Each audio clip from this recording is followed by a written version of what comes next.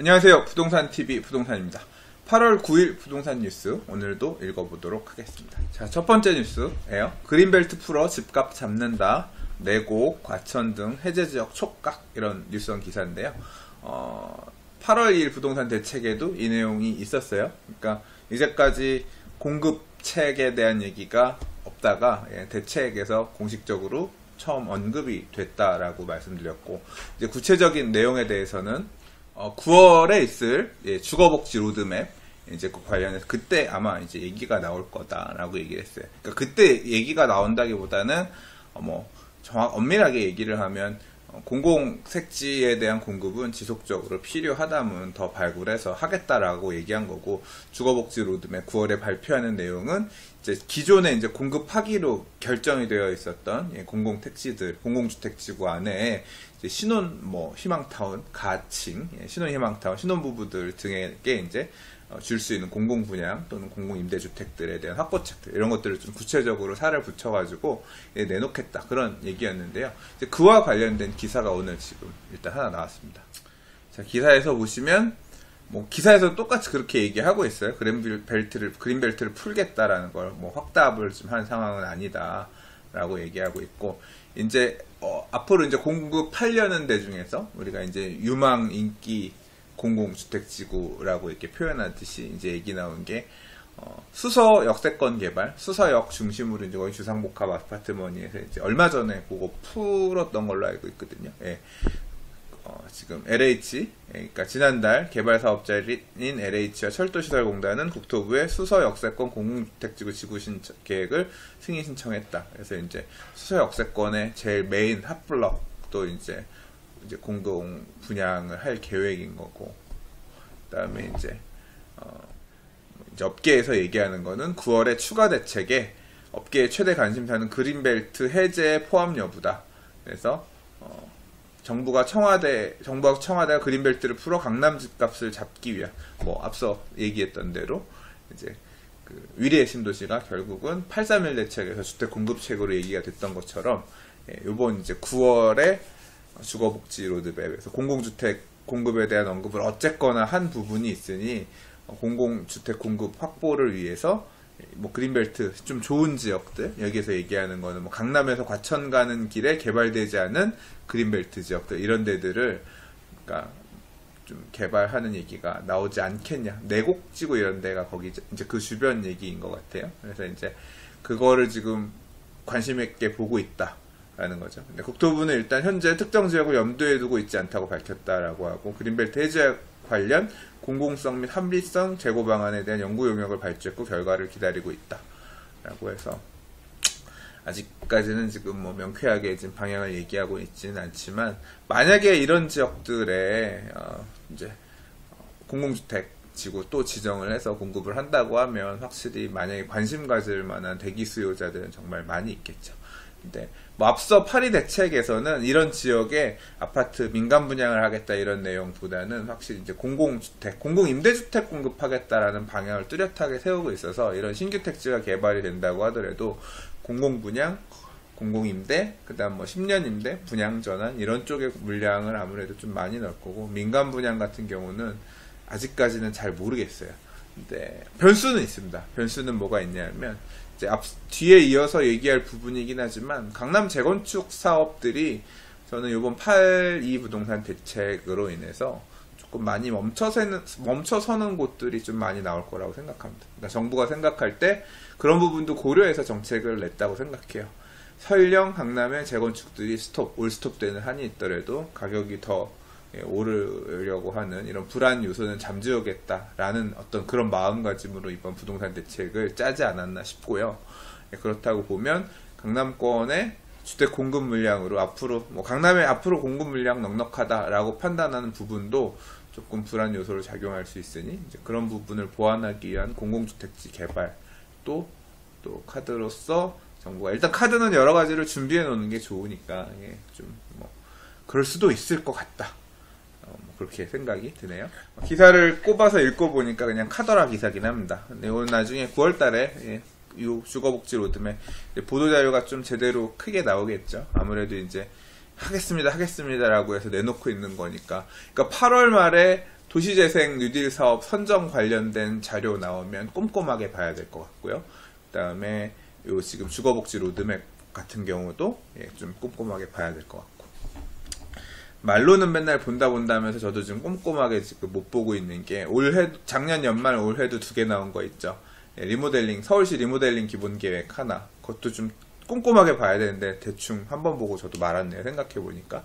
그리고 또 뭐 있었더라, 서울시 생활권 계획도 한번 살펴보긴 했지만 지역별로 좀 눈여겨 봤어야 되는데 그 부분도 저도 그때 한번 좀 이슈화 될 때 쭉 한번 관심 있는 지역만 둘러보고 안 봤는데, 이런 어떤 걸 공부해야 될까 이런 부분에 대해서 저도 언급은 하지만 같이 이렇게 좀 진중하게 공부하지 못한 부분은 있네요. 네, 이제 부동산 시장이 워낙 지금 뭐 또 올 상반기에 워낙 이슈도 많았고 그랬기 때문에 정작 진짜 공부할 것들을 공부하지 못했던 것 같습니다. 자, 반성하고 올 하반기에는 같이 좀 공부 좀 해보죠. 자, 이번에는 신안산선 얘기인데요. 신안산선의 우선 협상 대상자 트루벤 인베스트먼트 컨소시엄 지정 취소 착수, 이런 기사가 나왔어요. 신안 사업이 추진되는 데 있어서 조금 뭔가 문제가 있나 봐요. 뭐 서류 내고 하는 데 있어서 좀 큰 문제가 있어서 이런 부분을 좀 조사하다 보니까 지금 제안서 요건이 뭐가 잘못돼서 지정 취소를 하겠다. 그래서 뭐 보완을 하겠다. 이제 그래서 예정대로 진행되는 부분에 있어서는 약간 조금 문제가 생겼나 봐요. 신안산선은 과거에 이제 10호선 이런 이름으로도 얘기가 되기도 했었고, 이제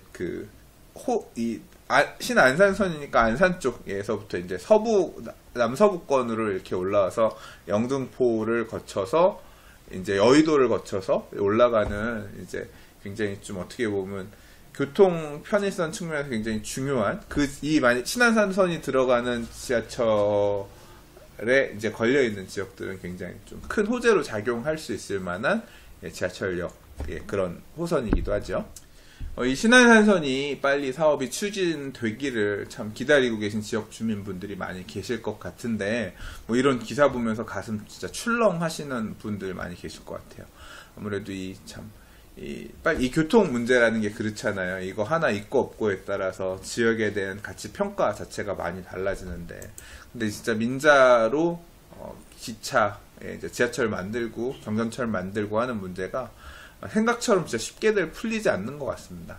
또 모쪼록 뭐 잘 돼서 바라보고 있는 분들, 이제 사실 여기 신안산선이 영등포 쪽, 이제 도림동, 이제 저는 아무래도 서울 수도권 중심으로, 서울 중심을 많이 보니까, 신길뉴타운의 이제 서쪽 라인들, 신길 14고요. 뭐 신길뉴타운 아이파크라든가, 이제 뭐 지금 요번에 분양했던 신길 센트럴자에도 어떻게 보면 영향권에 있는 거죠. 12고요. 이제 이런 라인들, 뭐 영등포 아트자이, 도림 16구역 재개발해서 들어간 아파트들, 이런 데들이 되게 해당되는 곳일 텐데요. 좀 뭐 잘 마무리가 잘 풀렸으면 좋겠네요. 다음 기사는 경매 기사예요. 제가 그저께 경매 얘기 읽으면서, 어제 기사는 어떤 논조였냐면, 경매를 했는데 뭐 낙찰이 유찰된 게 뭐 얼마나 있고, 낙찰가율도 떨어졌고, 당장 파리 부동산 대책이 되게 심각하게 영향을 끼치면서, 그러면서 이제 부동산 규제 칼날을 이 경매 시장도 벗어나지 못한다, 그런 얘기를 했고요. 그런 얘기를 하는 한편 제가 이제 아마도 대출이 문제가 되지 않을까요? 라고 얘기를 했는데, 오늘 기사는 전혀 반대의 기사예요. 입찰자 몰리고 낙찰가율이 100% 넘는 물건을 속출하고 있다. 경매시장이 오히려 기회? 이런 제목의 기사가 나왔어요. 투기지역 법원 경매 가보니, 그러니까 주택 투기지역으로 지정된 지역에, 그래서 아파트 경매가 되게 뜨겁고, 낙찰가율도 100%가 넘고, 그러니까 어제 기사하고는 전혀 반대된. 이게 근데 놀라운 건, 같은 날 경매를 한 기사를 놓고, 이렇게 다른 논조로 기사가 나온 거예요. 어떻게 춤을 춰야 될지 모르겠어요. 그죠? 제목을 어떻게 꼽느냐에 따라서 이렇게 다르니까. 그래서 참, 보고 싶은 방향에서 상황을 본다라는 부분이 진짜 맞는 것 같아요. 사실 제가 이제 이거 어제 얘기를 하고, 지금 사실 여기저기 좀 물어보고 있거든요. 뭐냐면, 경매가 경매도 이제 대출이니까 결국 정락자금 대출을 받아서 사람들이 대출할 건데, 요번에 파리 부동산 대책 영향으로 대출을 끌어쓰기 힘드니까 아무래도 낙찰가격이 떨어지는 게 맞겠다. 뭐 저는 그런 논조로 얘기를 했었는데, 이게 오늘 어떤 다른 분하고 말씀을 나눴더니 경락자금 대출은 아마 규제 안 받을 거예요. 그래서 뭐 아마 대출 될걸요? 뭐 이런 식으로 얘기하시는 분이 있었고, 그래서 경매 전문으로 하시는 경매 전문가 분한테 여쭤봤어요. 전화해서 물어봤더니 그분도 지금 확인하고 계시는 중이라고 어떻게 되는지 그렇게 말씀하시더라고요. 확실히 생각해보면 이제 보통 이제 경락자금 전문으로 하는 대출 은행들이 1금융권이 아니라 3금융권인 경우들이 있거든요. 그러니까 말 그대로 막 어디 지방의 저축은행이나 무슨 지방은행들 막 이런 데들인데, 금리는 1금융권에 비해서 그렇게 높지 않은, 대신 이제 대출 한도는 많이 빼주는 이제 이런 은행들이 있었던 걸로 기억해요. 저는 경매 투자를 하지 않아서 잘 몰라요.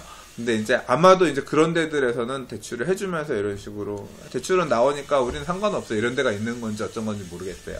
혹시라도 나중에 이제, 그래서 혹시 알아보시고 그 제가 여쭤본 전문가 분한테 경락자금 대출은 되는 건지, 되면 나중에 좀 알려주세요 말씀을 들었는데, 이제 그런 부분도 있겠다 싶었는데 그런가 봐요. 예.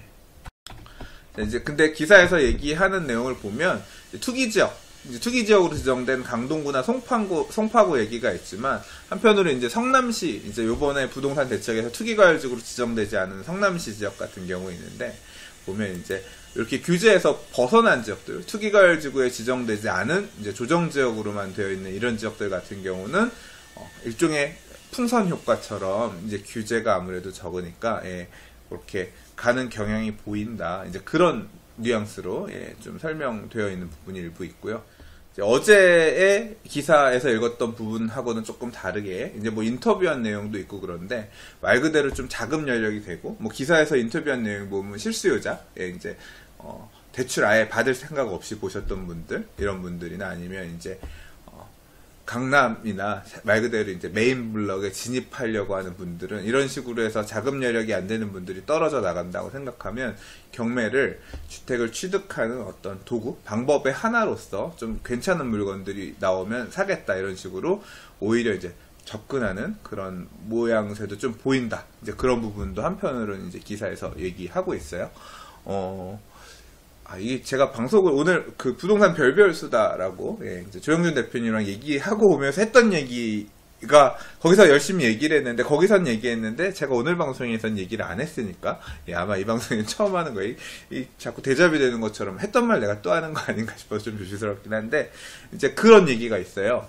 그러니까 이번 부동산 대책 이후에, 그러면 앞으로 부동산을 어떤 식으로 자산 플랜을 짜야 되느냐, 뭐 이런 문제에 있어서 일부의 의견들 중에서는 앞으로 이제 다주택 하기가 힘들고 대출을 여러 개 끼기 힘든 그런 분위기가 되니 똘똘한 거 하나로 뭉쳐야 된다, 뭐 그런 니즈가 있다 그래요. 그래서 실제로 제가 느끼기에 또 그런 판단을 하려고 하는 분들도 덜어 있는 것 같습니다. 이참에 강남의 가격이 조정이 된다고 하면 기존에 있는 것들을 적당히 정리하고 뭉쳐서 강남의 똘똘한 거 하나로 움직여야지, 뭐 대출은 최소한으로 받으면서 이렇게 자산 재편성을 하려고 하는 그런 수요도 있고, 그런 대기 수요들이 일단 진입하기 위해서 이제 뭐 경매가 됐든 또는 금매를 보든 이제 하려고 한다, 그런 움직임도 있다, 그런 게 느껴진다, 그런 얘기를 하시는 분들도 계시더라고요. 뭐 이제 같은 기사, 같은 상황을 바라보는 기사지만 어제 말씀드렸던 거와는 좀 다른 관점에서 이렇게 기사가 나온 게 있어서 이 관점에서도 한번 다시 얘기를 해봤습니다. 자, 이번 기사는 분양권 매물 쏟아지는 세종시, 기존 아파트는 여전히 관망세, 이런 기사인데요. 이 내용은 제가 세종시에 대한 얘기를 하고자 해서 꼽은 기사는 아닙니다. 왜냐하면 저는 세종시를 잘 모르기 때문에 제가 아는 척하고 싶진 않고요. 요런 성향, 이 물건에 대한 성향을 좀 설명드리고 싶어서 이 기사를 꼽았어요. 이게 생각해보니까 10여 년 전이랑 똑같이 반복이 되네요. 뭐냐면 이 분양권이라든가 재건축 아파트나 재개발 같은 경우는요, 흔들림, 요동치는 게 되게 많은 형태의 부동산이에요. 그러면 흔들림 형태가 되게 적은 게 뭐냐면, 일반 아파트, 기존 아파트들은 조금 흔들림이 덜한 편입니다. 그러니까 악재에도 가격 변동이 조금 둔감하고, 호재에도 이제 가격 부분이 마찬가지로 조금, 호재는 조금 그렇게 표현하기 그렇지만, 예, 악재에 조금 가격 변동이 둔감한, 이제 부동산 규제라고 하는 게 부동산 시장 가격 측면에서 어떻게 보면 악재잖아요. 정부 정책에 따른 악재잖아요. 그렇다라는 얘기예요. 이 분양권 같은 경우는 제가 이제까지 누누이 방송 얘기하면서 얘기할 때 가수요가 굉장히 많이 쏠리는 부동산이라고 그랬습니다. 왜냐하면 뭐 계약금의 프리미엄 정도로 되게 좀 레버리지를 극대화해서 투자하는 방식으로 해서 뭐 나 분양권 몇 개 있어 이런 사람들을 주변에 볼 수 있을 정도로, 예, 이제 분양권은 그렇게 좀 여러 개를 들고 있기, 적은 금액으로, 예, 갖고 있을 수 있는 그런 형태라고 했죠. 반대로 뭐냐면 그만큼 레버리지가 많이 들어가 있는 형태이기 때문에 흔들흔들합니다. 흔들흔들이란 건 뭐냐면 악재가 많이 생기면 부동산 폭락할 것 같으면 이게 레버리지가 많이 껴있기 때문에 진짜 부동산 가격 10% 빠지면 있는 자산이 다 사라지는 그런 결과도 나와요. 예, 이 분양권이라는 게 특히나 더 그렇거든요. 왜냐하면 계약금 10% 가지고 프리미엄 갖고 해서 샀는데, 이제 계약금 10% 5천만 원 들어갔고 프리미엄이 예를 들어 5천만 원이에요. 그럼 1억 갖고 산 거잖아요. 근데 10% 가격이 빠지면 프리미엄 5천만 원이 사라진 거예요. 근데 이제 그럼 5억짜리 집에 10% 프리미엄을 더하면 5억 5천 주고 산 건데 5억 5천에 내가 산 셈이 되는 건데 10% 가격이 하락해버리면 5천만 원이 사라진 거잖아요. 근데 실제 내가 투자한 금액은 1억이었으니까 1억 중에 절반이 날아간 거예요. 이렇게 물건이 3개가 들고 있었다. 근데 3개가 5천만 원씩 날아가면 1억 5천이 한 방 날아가는 거고, 내가 3억 물건을 1억씩 주고 3개를 들고 있었는데 5천 하면 1억 5천이 50%가 한 방에 날아가는 거잖아요.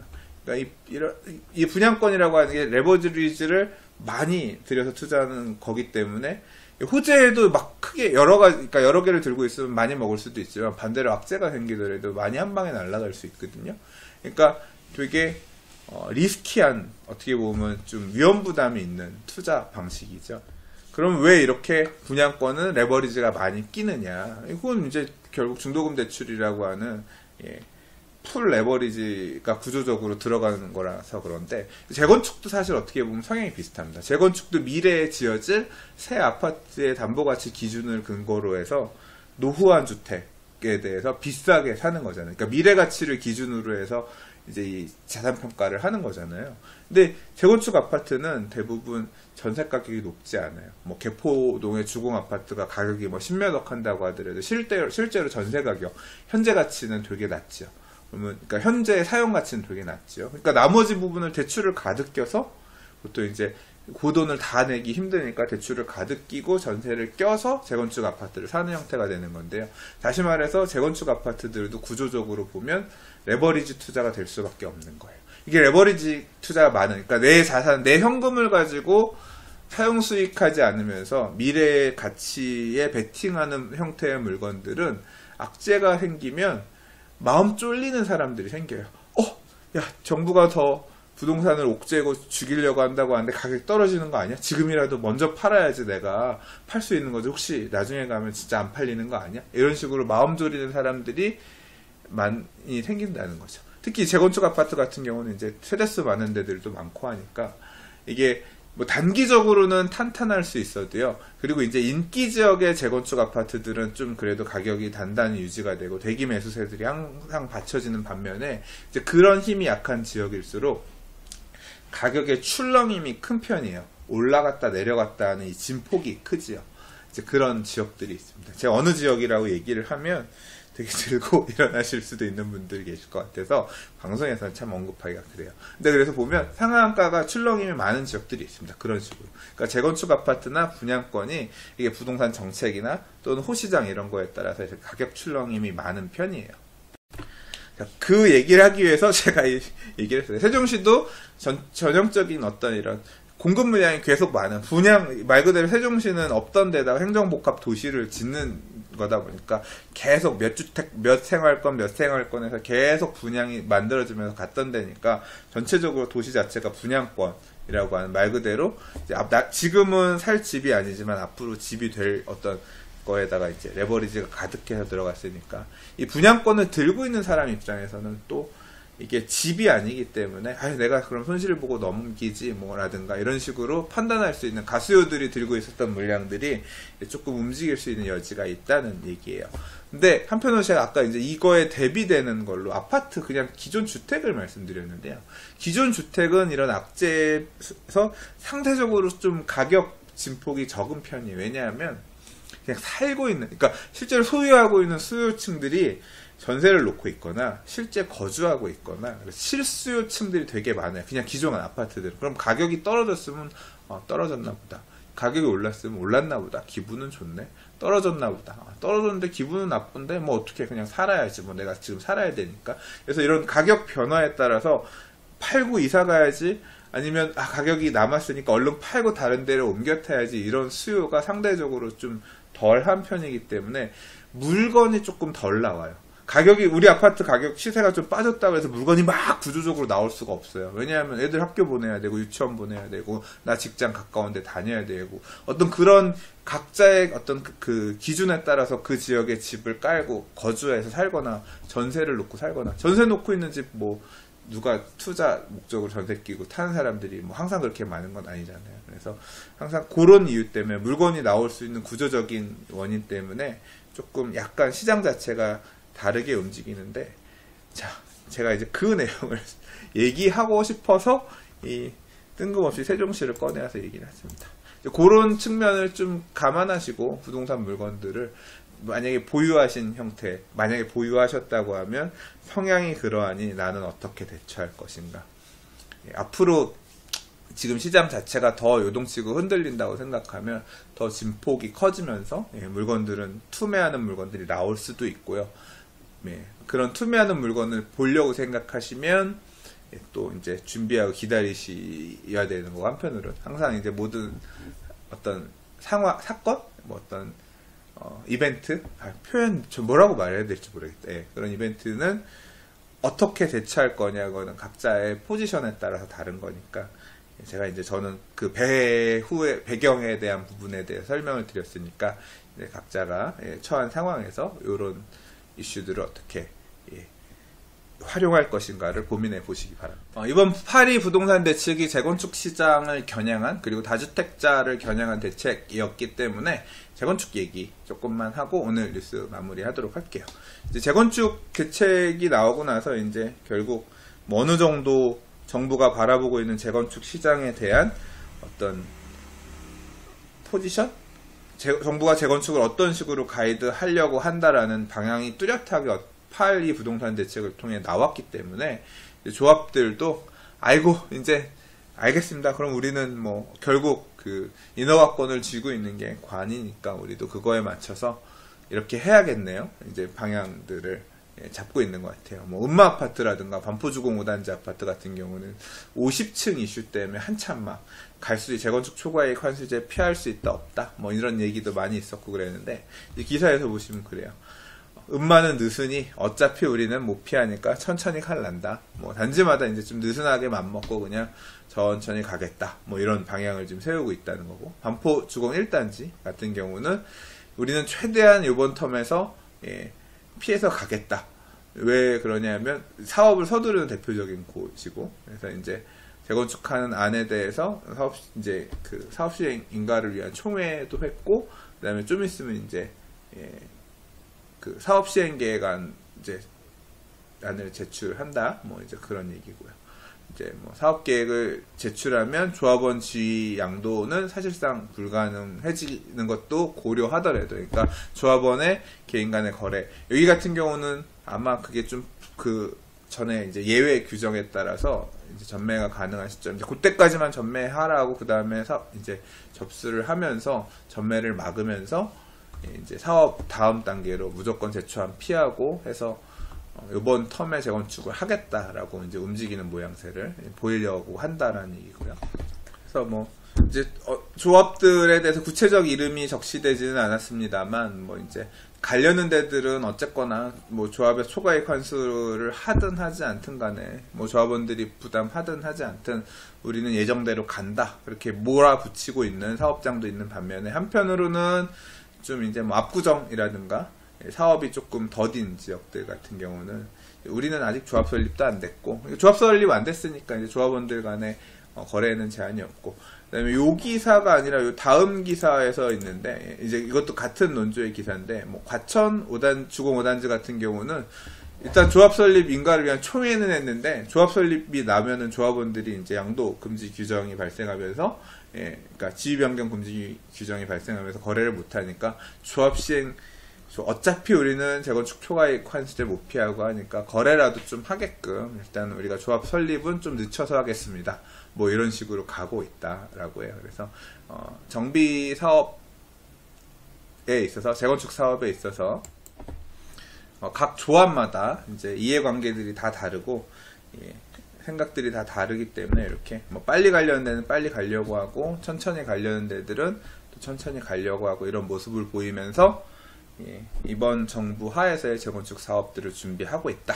뭐 그 정도로 이해하시면 되겠습니다.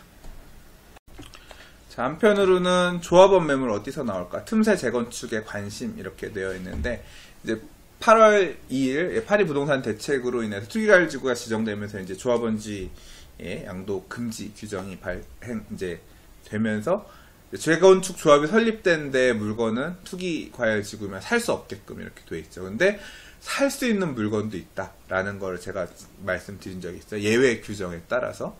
근데 그렇게 걸려있는 데들이 어딘지를 이렇게 사람들이 찾아서 거기에 이제 좀 금매들, 싼 물건들 나오면 조금 살려고 이렇게 보는 사람들이 있다. 그래서 여기 아파트에는 보면 무슨 아파트에서 지금 이제 얘기가 나오고 있어요. 여기까지, 아직까지는 살 수 있다. 뭐 이제 이러이러한 예외 규정에 적용돼서 살 수 있는데 어디인지 그런 얘기인데, 이제 기사 내용은 그래요. 그렇게 살 수는 있지만 실제로 물건들이 이렇게 많이 나오지는 않고 있다는 거예요. 매도인들 입장에서도 좀 조심스러운 거죠. 이게 항상 정책이 나오면 굉장히 세고 진짜 휘몰아치는 정책이 있는 건 맞는데, 항상 사람들이 그렇잖아요. 내가 지금 하고 있는 판단이 제대로 된 판단인가에 대한 자신이 없기 때문에 매물을 팔아야 될까 말아야 될까에 대해서 좀 주저하는 거죠. 팔고 나서 또 이 대책 후폭풍으로 막 가격이 다시 올라버리면, 물론 지금 분위기는 이제 그런 분위기는 아닌 것 같지만 조금, 그리고 이제 내 거는 팔 수 있는 물건인데 지금이 아니라 조금 나중에 팔면 더 오른 금액에 팔 수 있지 않을까, 이제 이런 부분들이 있으니까 매도인들도 좀 주저하나 봐요. 그래서 뭐 이제 장기간 매물을 갖고 있던 이들은 대체로 끝까지 가져간다는 인식이 많아 섣불리 매물로 내놓지 않을 것으로 보인다면서, 하지만 다주택자 중 다음 달 나온 대책과 시장 분위기를 지켜보다가 집값이 더 떨어지면 금매로 내놓을 가능성도 있다고 말했다. 그러니까 서로 이제 아예 그냥 안 팔 사람들은 이거 어차피 재건축해서 나 그냥 집 받을 거니까 안 팔래요, 이제 이런 사람들도 많이 있고, 오래 가지고 있던 사람들은 그렇게 생각하는 사람들이 많고, 이제 그렇지 않은 분들, 다주택자들, 아무래도 이제 다주택자에 대한 압박을 전방위로 한다 그랬으니까, 이제 이런 분들 같은 경우는 상황 봐서 가격이 좀 떨어지는 추세인 것 같고 하면 금매로 또 내놓을 가능성도 있을 것 같다. 뭐 이렇게 지금 해석을 하고 있는 것 같습니다. 자, 오늘 준비한 뉴스는 여기까지입니다. 제 방송을 저도 이제 찍고 나서 한 번씩 이제 계속 보는데요. 보면서 맨날 생각하는 게 있어요. 뭘 것 같으세요? 이발해야지입니다. 머리 지저분하고 빨리 이발해야 되는데 라고, 이발해야지 라고 생각하면서도 이발 안 하고 있네요. 오늘도 결국은 못했습니다. 사실 오늘 이발해야지라고 맘먹고 집에서 나왔는데 결국은 못했네요. 내일은 꼭 이발하고 깔끔한 머리로 방송 녹화할 수 있기를 바라면서, 오늘도 또 방송 봐주셔서 감사합니다. 도움이 되셨다면 좋아요 한번 눌러주시고요. 구독하기 아직 안 누르셨다면 구독하기도 좀 부탁드리겠습니다. 그리고 한 가지만 더.